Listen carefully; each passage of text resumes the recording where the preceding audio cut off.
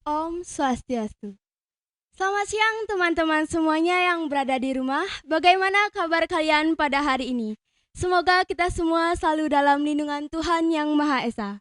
Kembali lagi bersama Podcast Penduker. Bersama saya Febri sebagai host. Pada episode 6 kali ini, kita kedatangan tamu yang sangat spesial. Dan beliau adalah alumni sukses dari Spenduker. Marilah kita sambut. Ini dia, Ibu Niloh Ayu Nitya Laksmi. Beri tepuk tangan yang meriah.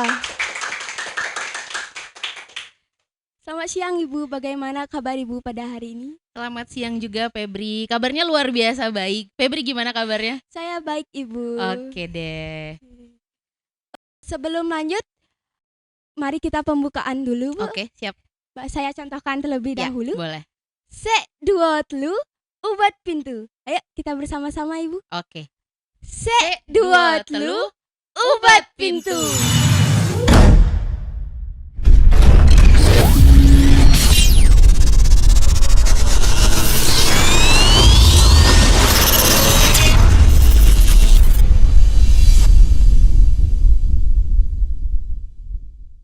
Saya dari tim podcast Spenduker mengucapkan terima kasih kepada Ibu karena sudah mau meluangkan waktunya di sela-sela kesibukan yang terus ada untuk menghadiri acara podcast pada hari ini. Sama-sama Febri. Baik, sebelum lanjut Ibu, mungkin teman-teman di rumah ingin lebih mengenal Ibu.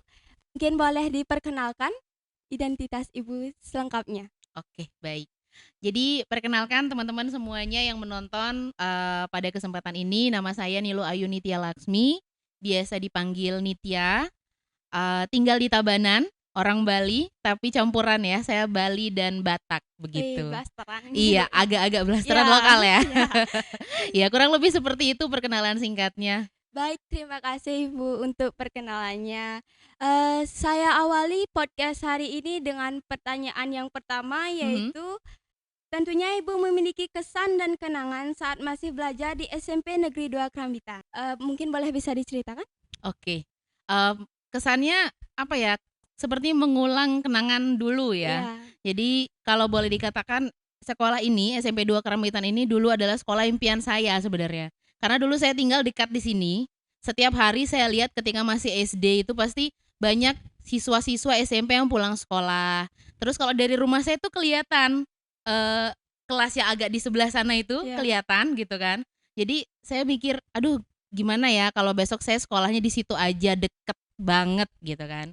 Terus sampai di sini saya lihat lagi bangunannya mayoritas masih sama, tidak terlalu banyak perubahan, tetapi banyak peningkatan dari segi-segi tata ruang ya, dari segi penataan lingkungan tuh banyak perubahan jadi semakin baik. Terus tadi waktu saya masuk, saya ingat dulu di sebelah kanan ini tempat upacara bendera. Habis itu turunan di situ sering dulu diajak bersih-bersih sama teman-teman kalau setiap hari Jumat dan Sabtu. Terus masuk ke sini ke ruangan ini, oh iya ini dulu ruangan saya dengan teman-teman juga tidak banyak berubah. Jadi menurut saya perubahan yang tidak terlalu signifikan itu justru banyak memberikan memori lagi untuk saya tentunya. Seperti itu. Oh iya. Baik. Berarti Ibu sudah pernah memasuki ruang ini, berarti Ibu pernah mengikuti organisasi tertentu ya di saat masih SMP? Iya, betul. Betul. Jadi apa Ibu? Jadi OSIS. Wih, jadi OSIS Iya, juga. benar. Tahun berapa ya pada saat itu ya? 2008 ya. Saya 2009 akhirnya lengser dari kepengurusan OSIS. 2007, 2008, 2009. Berarti sudah lama ya Bu? Lama sekali. Saya aja baru lahir tahun 2009. Berarti masih merintis nih Febri, masih mau berpikir oh nanti saya akan jadi ini gitu. Iya Ibu. Oke. Baik, kita lanjutkan ke pertanyaan yang nomor 2 Ibu. Oke. Sewaktu Ibu masih bersekolah di SMP Negeri 2 Krambitan, siapa sih guru favorit Ibu? Guru favorit, oke. Berbicara guru favorit itu sebenarnya setiap guru akan memberikan kesan tersendiri. Tentunya yang paling saya ingat adalah guru-guru yang mengajar saya ya. Saya ada dulu guru bahasa Inggris namanya Bu Dewa Ayu Wartiniasih ya. Kenapa saya sangat terkesan dengan beliau? Karena pada saat itu saya pernah ikut kemah KSPAN dengan beberapa orang teman saya dan beliau menjadi pembina.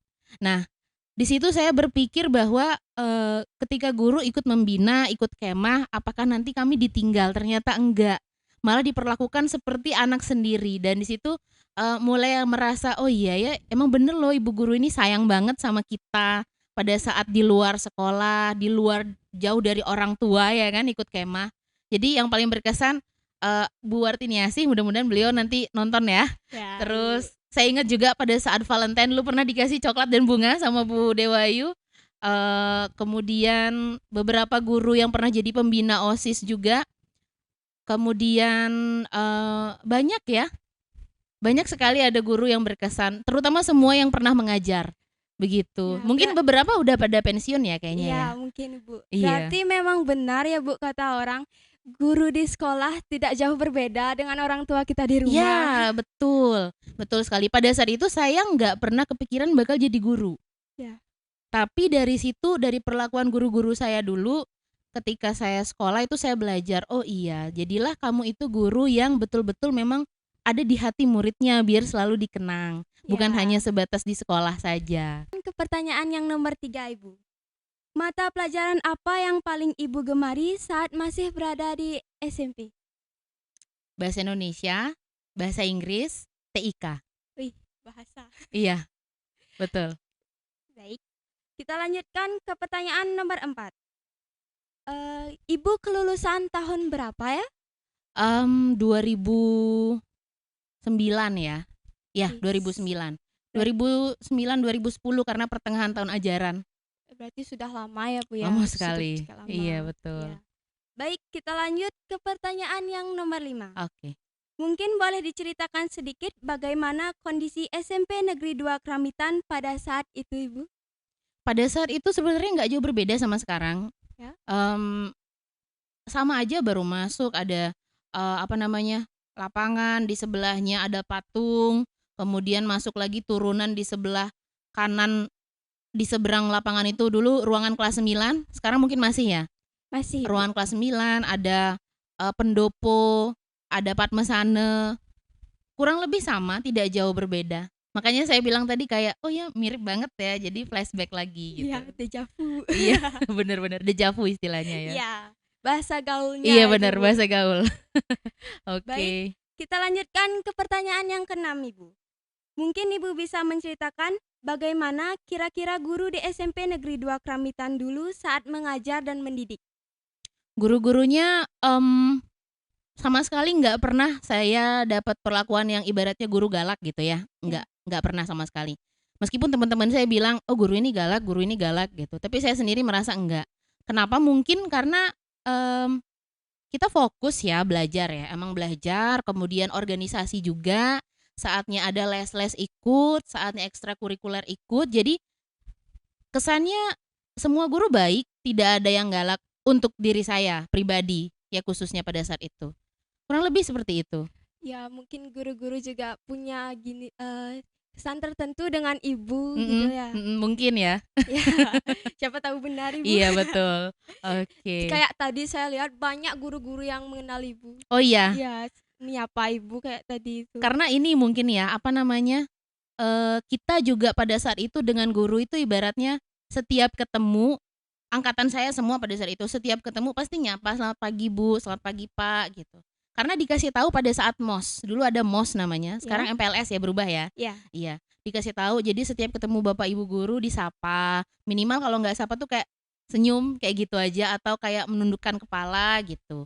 Kemudian seperti itu yang sekarang agak jarang dilakukan, sehingga guru juga agak jarang kenal muridnya. Tapi kok dulu kan guru kenal sama muridnya gara-gara sering disapa. Murid banyak, pastinya guru tidak bisa mengenal semua dong gitu. Jadi mungkin bisa karena itu juga penyebabnya, kita menerapkan budaya saling senyum dan saling sapa itu. Seperti itu. Baik, kita lanjutkan ke pertanyaan yang nomor 7 Ibu. Oke.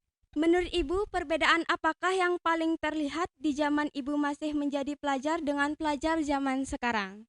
Perbedaannya dari segi teknologi, zaman dulu itu bawa HP baru kelas 9 ya. Itu pun saya belum punya handphone pada saat itu. Kelas 9 mau tamat baru punya. Sementara teman-teman saya semuanya udah punya dari kelas 7. Kemudian laptop. Nah, laptop itu pada saat dulu itu masih jadi barang yang apa ya, mahal gitu. Iya. Makanya kalau ada kesempatan jam TIK, itu seneng banget karena kita bisa sentuh yang namanya komputer itu, kita bisa sentuh keyboard, mouse. Kalau dulu pakai mouse tuh sampai mau jatuh-jatuh gini, Iya, ya apa kan? ya.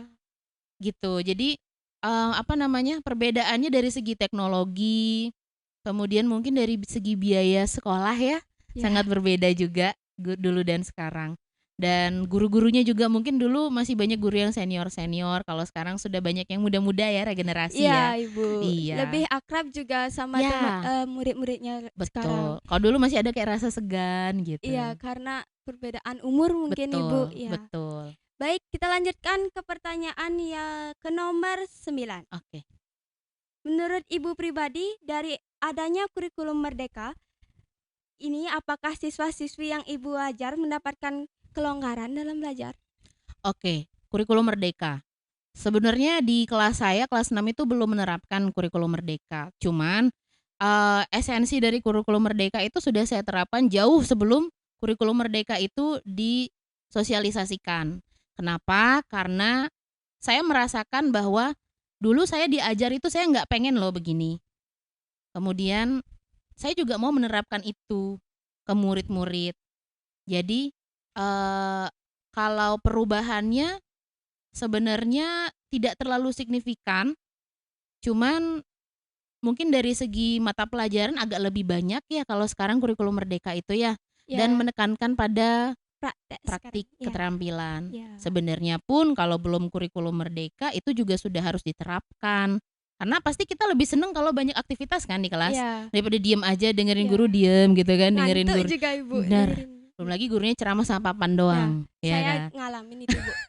Pagi-pagi Pernah? bisa ngantuk kayak gini-gini. Oke, padahal masih semangat nih dari Iya rumah, Bu. tapi sampai di sekolah udah low baterainya. Iya. Kayak gitu deh. Jadi, yang signifikan itu perubahannya mungkin lebih banyak aktivitas dilakukan, kayak Oke, gitu. baik. Kita lanjutkan ke pertanyaan ke nomor 10. Mhm. Sewaktu Ibu remaja, apakah ada kegiatan yang dilakukan untuk mengisi waktu luang seperti mengikuti organisasi atau mungkin ada hobi yang Ibu jalankan dan mungkin Ibu bisa sharing sedikit kepada teman-teman di rumah? Oke. Sewaktu remaja berarti itu menekankan banget ya kalau sekarang sudah tidak remaja gitu ya. Iya. Jadi, dulu waktu SMP itu memang ikut organisasi OSIS, kemudian dulu ada PKS namanya Patroli Keamanan Sekolah, kemudian banyak ikut les, terutama saya banyak ikut les bahasa Inggris. Berarti cukup cukup aktif ya, Bu? Lumayan, karena kepingin aja gitu. Karena nggak bisa dulu, harus jauh pergi kalau les, kebetulan guru bahasa Inggrisnya datang ke sini, dibuat di sekolah jadi kan deket ya kesempatan, ikut. Kemudian, masuk SMA itu saya ikut audisi penyiar, penyiar radio. Pertama kali dulu saya siaran di Radio OS di Kute, 1 tahun ada programnya, kemudian selesai karena terlalu jauh. Habis itu saya ke radio yang ada di Tabanan, Radio Pak Oles, kemudian lumayan ya dari tahun 2012 sampai 2018 pada saat itu. Selesai karena banyak ada kegiatan kurang bisa mengatur waktu, yang mana harus didahulukan jadi terpaksa harus dihentikan dulu kegiatan itu. Kemudian di kampus juga ikut kegiatan BEM kalau di SMP namanya OSIS ya, kalau Iya. di kuliah namanya BEM, Badan Eksekutif Mahasiswa. Kayak gitu, jadi enak sih sebenarnya, cuman memang akan lebih banyak, kita meninggalkan kelas kalau jadi, OSIS ya, kalau di Iya. kelas ya, kalau Iya, di Ibu. sekolah. Betul, tapi jangan lihat itu, jangan lihat kita bakal tertinggal, enggak, tapi lihat pengalamannya, Ya, kayak berarti gitu. sudah banyak pengalaman yang Ibu alami. Lumayan, kalau dibandingin sama yang lain lebih banyak lagi yang lain gitu, jadi Iya. lumayan lah Ya, gitu. Ibu. Baik, bagaimana Ibu? Apakah masih semangat? Masih dong, Heeh. masih semangat. Baik, kita lanjutkan podcast dengan pertanyaan-pertanyaan yang sudah dikirimkan oleh teman-teman di akun Instagram Spendukar Info. Oke, Baik, kita awali pertanyaan pertama dari akun @agung_seta dengan hashtag podcast nanya dong. oke. Izin bertanya Bu, bagaimanakah perjalanan Ibu selama merintis karir dari nol sampai sukses seperti sekarang ini? Dan mungkin bisa diceritakan orang-orang yang cukup berkesan bagi Ibu selama merintis karir.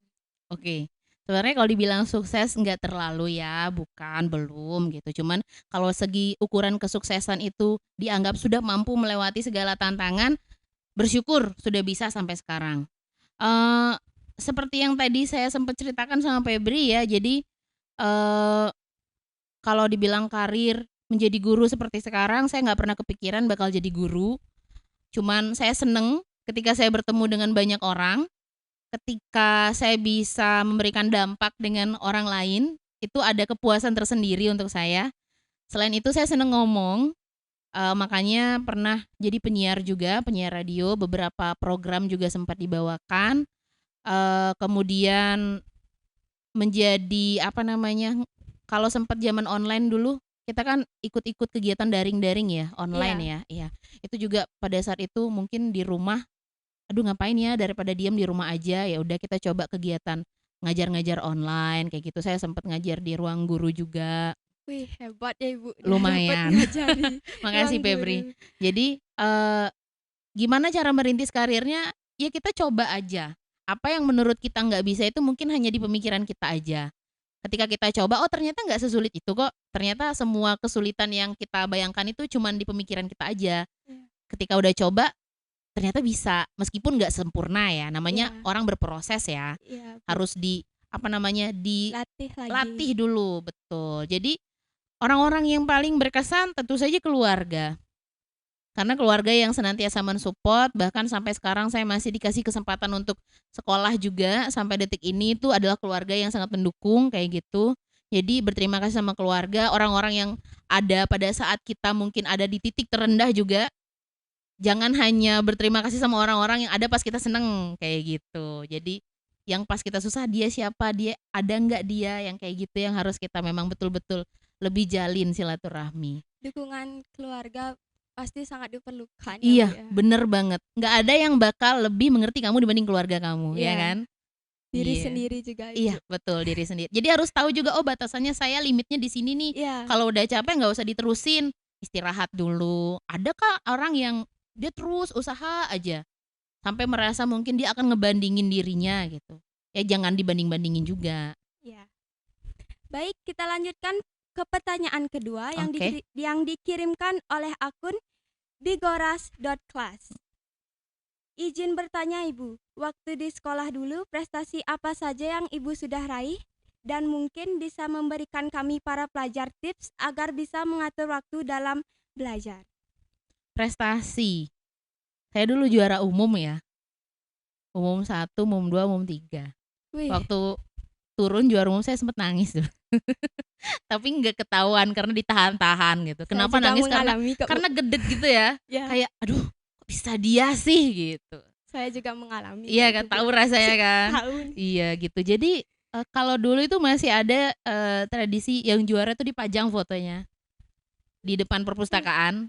Iya, jadi kan merasa, "Ih, saya terkenal nih," kayak gitu kan. Maka itu yang diincar sebenarnya. Ih, Ya, fotonya dipajang kayak gitu. Jadi prestasinya nggak banyak sebenarnya. Jadi karena ikut organisasi juga cukup sibuk.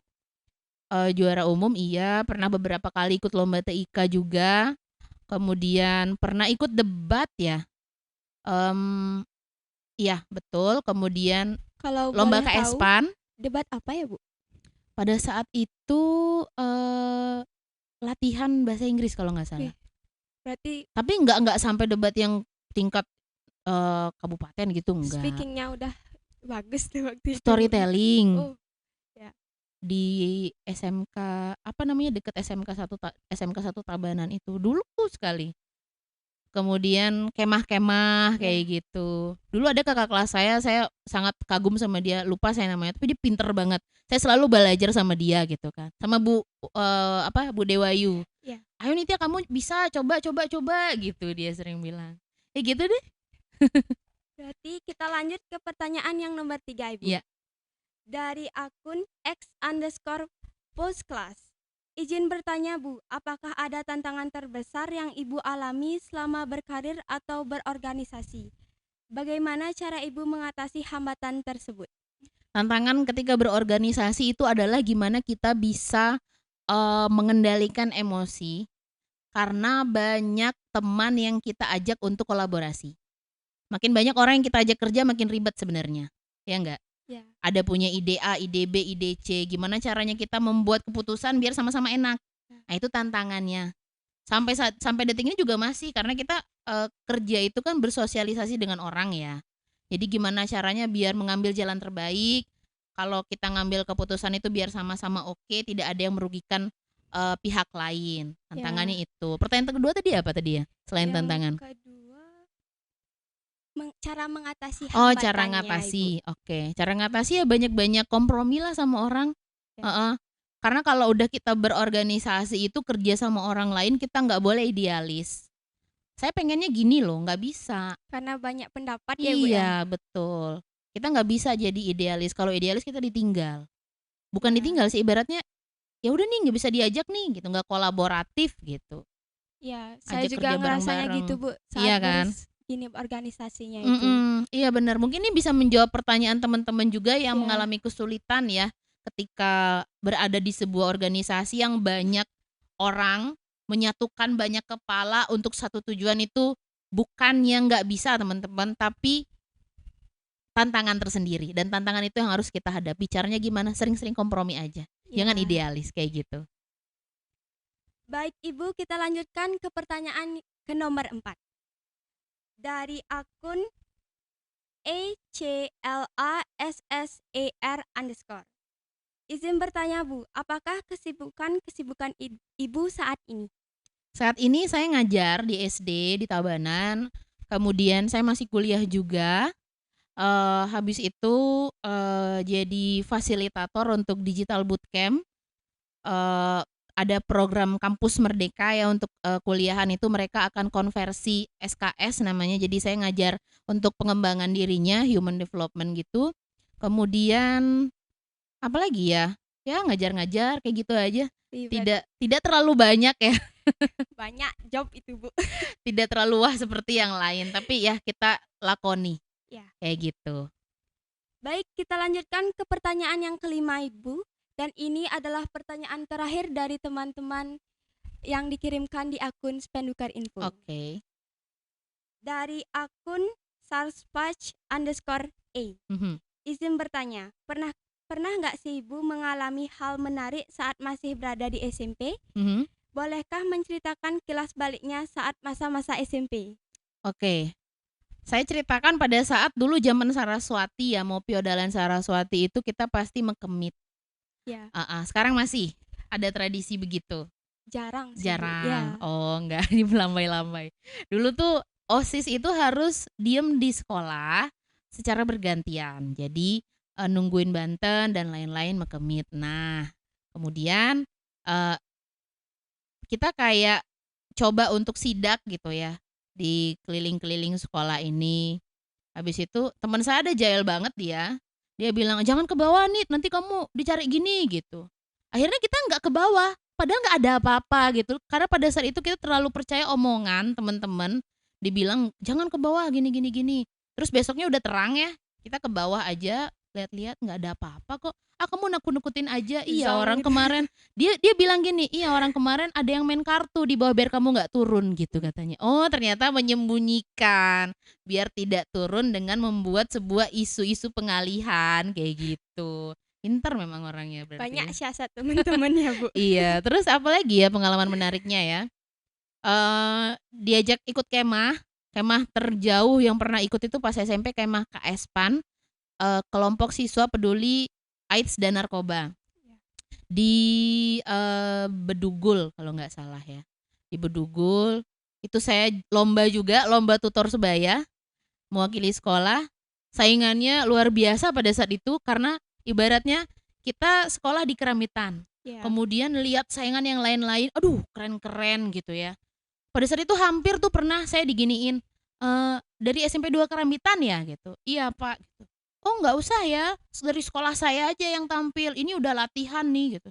Aduh saya kecewa pada saat itu.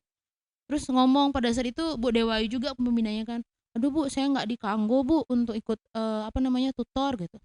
Ya ndak apa, nanti ada kesempatan lain gitu, membesarkan hati kan ibunya. Habis itu yaudah saya kayak diem aja, merasa sia-sialah usaha yang kita lakukan gitu kan, udah belajar gitu. Terus pas hari H nggak tahu kenapa mungkin memang sudah jodoh untuk lomba, yang dipilih untuk lomba ini tiba-tiba nggak bisa karena ada kesalahan teknis, mungkin PowerPoint yang nggak oke atau apa. Saya sampai dipinjemin laptop dari sekolah. Itu pertama kali saya bawa laptop pulang ke rumah, saya bikin PowerPoint, terus saya presentasikan itu dan dapat juara 2 seprovinsi pada saat itu. Wih, Tingkat hebat ya, Bu, ya. tingkat provinsi untuk SMP. Terus saya bilang, "Aduh Bu, nggak nyangka kayak gini." Iya itu dah, makanya emang sudah takdirnya kamu lomba. Itu nggak bakal lupa sampai sekarang. Pertama diremehin dulu, kedua akhirnya memang harus terjun dan dapet, bangga gitu ya rasanya. Berarti emang benar ya, Bu, kalau jodoh nggak bakal kemana. Iya benar, betul. Baik Ibu, sebelum mengakhiri podcast kali ini, mungkin Ibu bisa memberikan pesan-pesan kepada pelajar di luar sana yang sedang menuntut ilmu dan mungkin kepada kaum rebahan yang ada di rumah, Ibu. Oke, baik.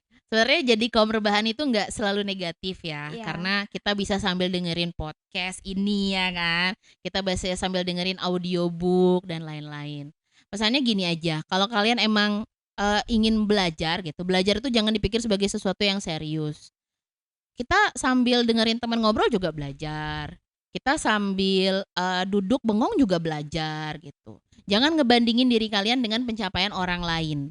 Itu adalah Iya. sebuah hal yang toksik banget. Dia kok udah bisa, saya kok belum gitu ya. Jangan. Karena tiap orang ada jalannya masing-masing. Kalau Punya dibandingin, waktunya masing-masing. iya betul. Kalau dibandingin nggak akan ada habisnya, dan jangan mudah terpengaruh sama apapun yang ada di sosial media, karena itu semua banyak yang pencitraan ya. Iya. Iya dong, nggak mungkin dong Febri ngupload sesuatu yang jelek ya kan. Iya, Pasti yang Bu. bagus banget dong diupload gitu. Jadi jangan terlalu percayalah. Jadi diri sendiri aja dan percaya bahwa setiap orang punya bakat, punya kemampuan yang berbeda-beda, dan itulah yang harus kalian lebih tonjolkan. Jangan yang nggak bisa dijadiin, aduh nggak bisa ini, ngeluh. Yang bisanya apa, udah itu aja ditonjolin. Nggak apa-apa kok beda dari yang lain. Dikembangin juga ya, Bu, Betul, ya. gitu. Tetap semangat pokoknya. Semangat. Iya, semangat pokoknya gitu.